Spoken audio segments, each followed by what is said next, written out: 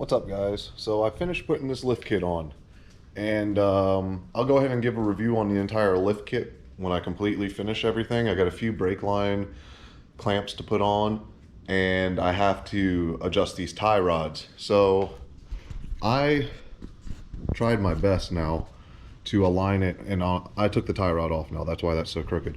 But I tried my best to align it by eye, with the steering wheel dead straight. And then when I drove down the road yesterday, I noticed that it was steering to the left when the steering wheel was straight. So what I'm gonna do is I'm gonna take this. I already unthreaded this because when I got it where I wanted it, there wasn't enough thread left on it. So I'm gonna unbolt this because there's really no good way to put this back on without cross threading it. So I'll unbolt this, pop this off, re-thread it onto here, and then I kind of have an idea now of where this needs to be. And if I put the steering wheel straight, let's see. If I put the steering wheel right where it wants to be,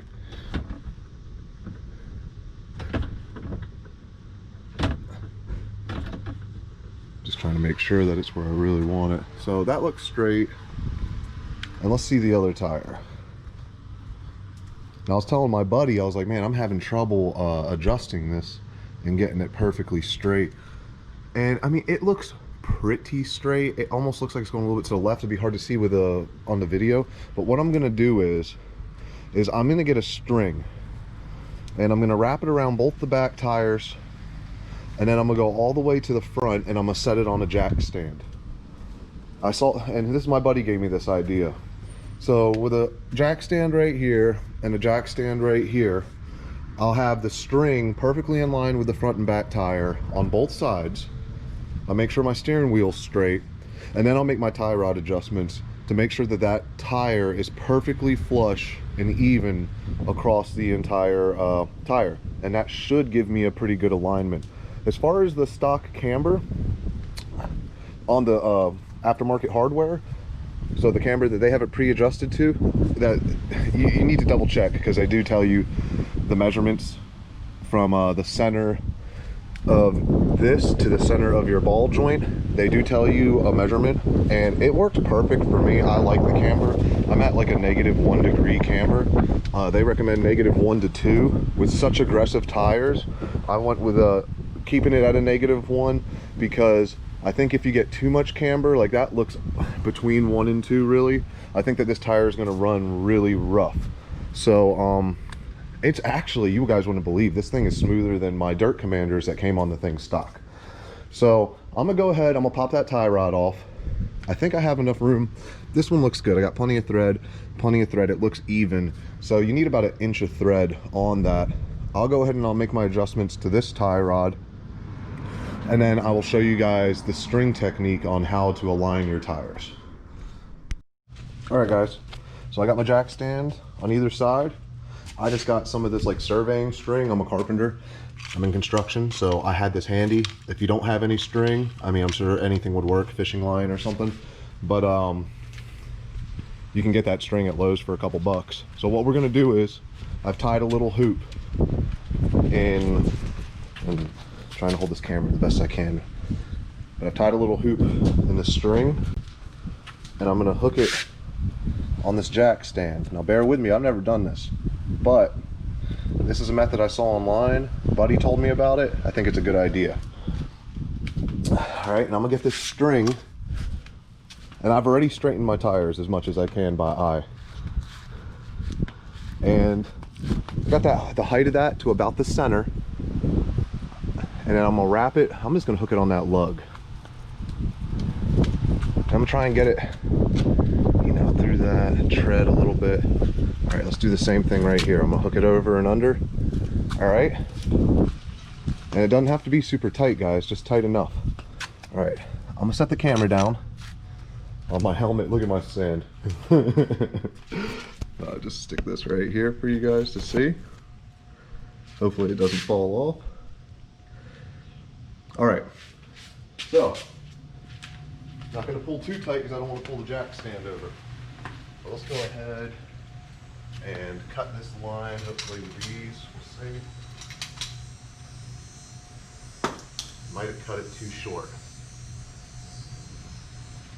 Sure looks like I did.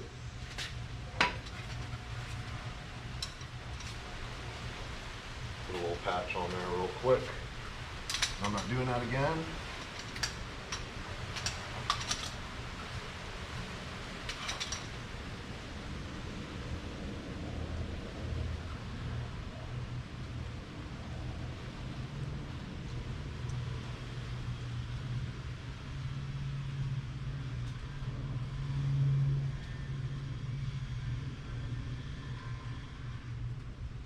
All right, the other tie rod looked good, so I just left it on. It wasn't perfectly straight, but it looked like it had enough play in it that I didn't have to do all this.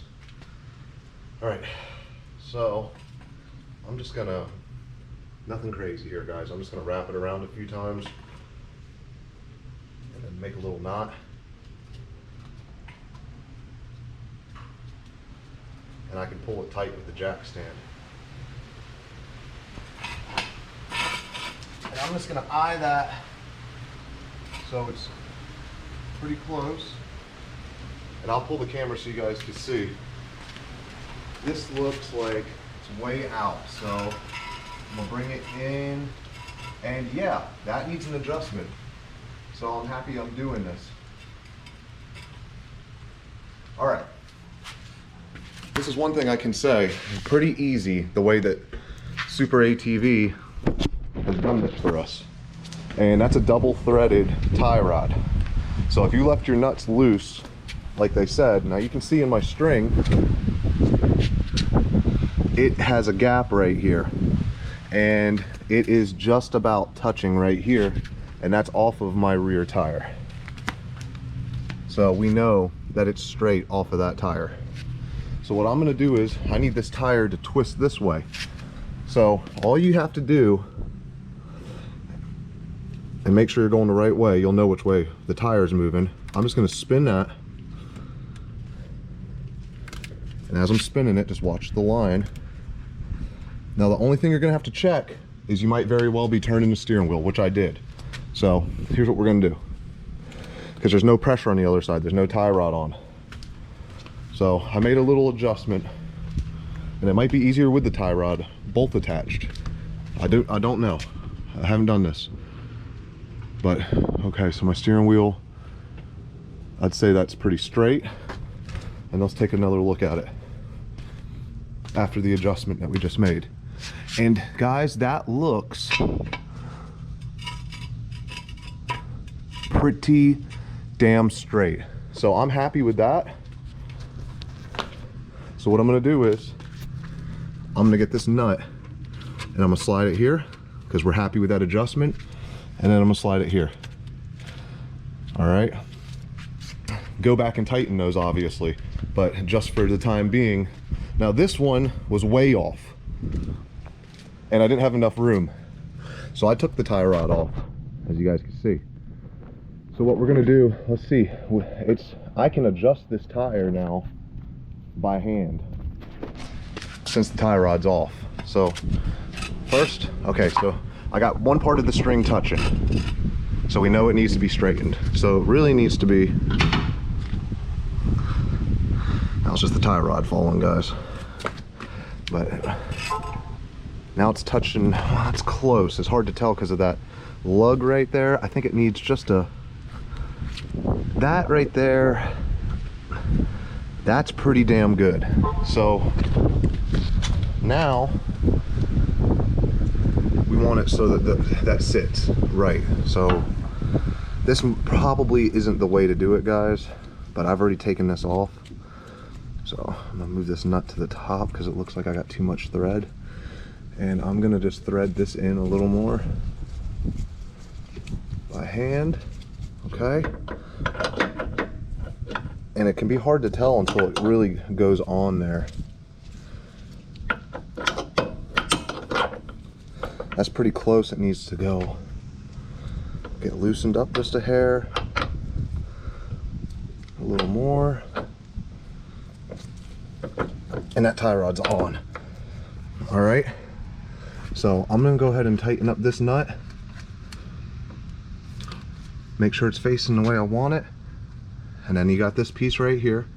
All right, you want that tapered edge facing down into the tie rod. And then you got your castle nut that goes on the top. Well, it's not a castle nut. I think it should be a castle nut because they got a cotter pin. But whatever. And get this on.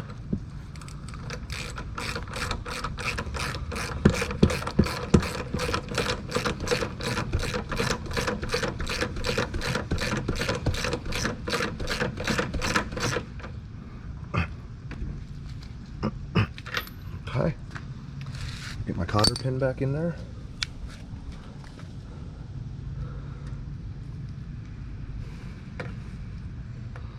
Like so.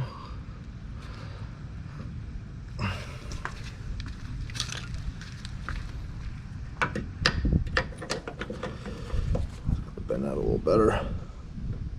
All right, guys, now that looks pretty good. If you look at my string, we're about touching. That's a little bit off, so maybe this one could go just a hair out. So we're gonna do the same thing. We're just gonna spin it a hair. All right, looks pretty even now. Check the steering wheel, make sure it stayed true. It has. I've heard of people like tying their steering wheel down to make sure it doesn't spin when they're doing these tie rod adjustments, but I didn't do that, so this is what I did. And I'm just kind of eyeing the gap on this string.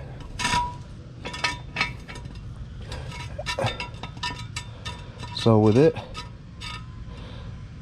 looks like it needs to come out a little bit now because I'm touching here but I'm not touching here. And the better you get this, guys, ultimately the better your tires are going to wear.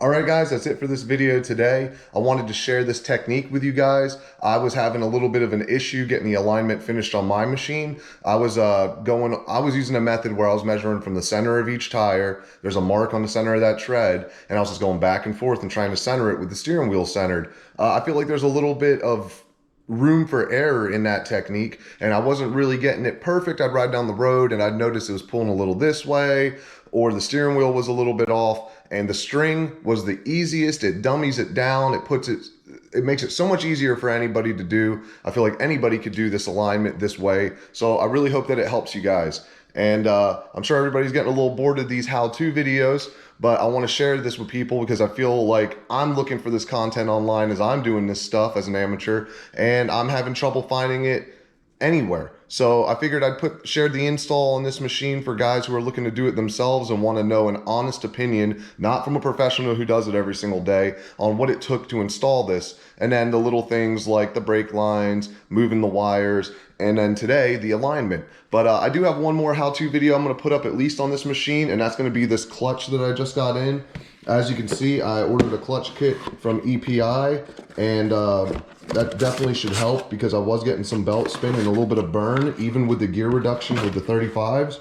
And EPI is great, guys. You tell them what machine you got, they'll send your clutch puller, they'll send you a clutch compression tool, and that's going to help you put your springs in. And dude, they're awesome. I called them up, and they're so easy to work with. He sat on the phone with me for like 20 minutes. And I just kept asking more and more questions about the weights, about the springs, what I'm trying to do with my machine. And they were great, man. He was very knowledgeable about the product, and he helped me make a decision. And I'll go into that further on the install video. And I'd also like to shout out to Super ATV.